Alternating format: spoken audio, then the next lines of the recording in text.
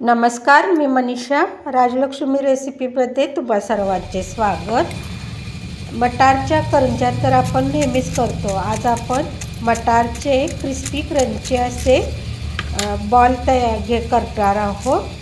पहा, बॉल अतिशय क्रिस्पी झालेले आहेत आणि अतिशय चवीलाही टेस्टी होतात. प्रथम आपण कणिक मळून घेऊया. इथं मी मैदा घेतलेला आहे 1 कप. अर्धा कप रवा घ्यायचा आहे. अर्धा चमचा मीठ घेतलेलं आहे. आता छान सगळं मिक्स करून घेऊया. एकत्रित करून घ्यायचं आहे आणि यामध्ये मी मोठे 2 टेबलस्पून कडकडीत तेलाचं मोहन घातलेलं आहे. तुम्ही इथे तुपाचे हे मोहन घातले तरी चालेल. आता रवा मैद्याला तेल चांगलं चोळून घ्यायचं आहे. असा मुटका तयार व्हायला पाहिजे. वाटलं तर अजून थोडं मोहन घातलं तरी चालेल. आता थोडं थोडं पाणी घालून घट्ट असा डो मळून घ्यायचा आहे. छान असं कणिक तिंबून मळून घ्यायचे आहे. छान असं गुळगुळीत होईपर्यंत कणिक मळून घ्यायचं आहे. कणिक थोडी घट्टच ठेवायची आहे. वरील पारी क्रिस्पी होण्यासाठी कणिक थोडी घट्टच ठेवायची आहे. आता छान कणिक मळून घेऊया आणि वरून तेलाचा हात लावून 10 मिनिटासाठी रेस्टला ठेवून घेऊया. तोपर्यंत आपण मटारचं सारण तयार करून घेऊया. त्यासाठी इथं मी मिक्सरमध्ये आधी वाटण तयार करून घेणार आहे. त्यासाठी 5-6 लसूण पाकळ्या, 2 हिरव्या मिरच्या, आलं याचं एक वाटण करून घ्यायचं आहे. इथं मी 1 कप ताजा मटार घेतलेला आहे. मटार एकदम फ्रेश आहे. तो पण मिक्सरला क्रश करून घ्यायचा आहे. आता पॅनमध्ये सुरुवातीला मोठा 1 चमचा बेसन भाजून घेणार आहे. बेसन कोरडंच भाजून घेणार आहे. चांगलं खरपूस बेसन भाजून काढून घ्यायचं आहे. आता छान बेसन भाजलेलं आहे, काढून घेऊया. इथं मी पॅनमध्ये 1 चमचा मोठा तेल घेतलेलं आहे. तेलामध्ये जिरे, मोहरी आणि थोडेसे अर्धा चमचा धने मी हातावर क्रश करून तेही या फोडणीमध्ये घालणार आहे. आणि आपण जे वाटण केलेलं आहे तेही तेलावर थोडं परतून घेऊया. आता यामध्ये थोडीशी हळद, थोडीशी धना पावडर, थोडीशी जिरा पावडर आणि अगदी कलरसाठी म्हणून लाल तिखट घालून घ्यायचं आहे.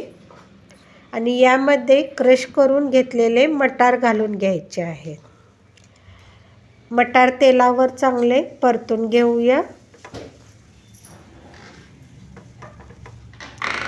छानपैकी असे मटार परतून घ्यायचे आहेत तेलावर. आणि आता याला मीठ घालूया. एक उकडलेला मीडियम साईजचा बटाटा मी इथं स्मॅश करून घालून घेणार आहे. बटाट्यामुळे मटारला बाइंडिंग छान येते आणि बेसनमुळे मॉइश्चर असेल ते सुद्धा ओढून घेतलं जातं आणि सारण आपलं सुटसुटीत होतं.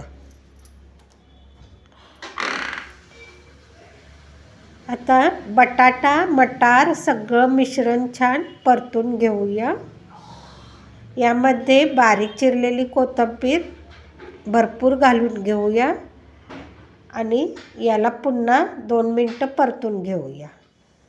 आता छान परतून झालेलं आहे. एक वाफ काढण्यासाठी झाकून ठेवूया आणि 2 मिनटानंतर पुन्हा सगळं एकत्रित करून घेऊया. आता गॅसची फ्लेम मी बंद केलेली आहे आणि छोटा लिंबू थोडासा पिळून घेतलेला आहे. लिंबूऐवजी तुम्ही इथे आमचूर पावडर वापरली तरी चालेल. तर मिश्रण छान मिक्स करून घेऊया आणि थंड होण्यासाठी बाजूला काढून ठेवूया. आता थंड झाल्यानंतर सगळं सारण आहे ते पुन्हा एकदा मी मळून घेणार आहे, मिक्स करून घेणार आहे आणि त्याचे छोट्या लिंबा एवढे बॉल तयार करून घेणार आहे. अगदी छोटे छोटे मी बॉल तयार करून घेणार आहे. अशाच प्रकारे सगळ्या सारणाचे मी इथं बॉल तयार करून घेतलेले आहेत. आता आपली कणिकही छान भिजलेली आहे. पुन्हा तिला मळून घेऊया. छानपैकी 2 मिनटं चांगलं मळून घ्यायचं आहे. आणि छोट्या लिंबा एवढ्या त्याचीही गोळी करून अशी पारी तयार करून घ्यायची आहे. आणि आता आपण सारणाचं स्टफिंग तयार केलेलं आहे ते यामध्ये भरून घ्यायचं आहे. आणि असे सगळे गोळे मी तयार करून घेणार आहे. तुम्हाला हवा असेल तरी लंबगोल आकार दिला तरी चालेल.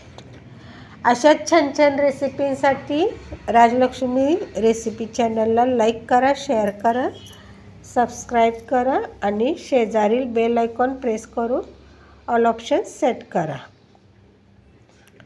आता सगळे बॉल मी असे सारण भरून तयार करून घेणार आहे.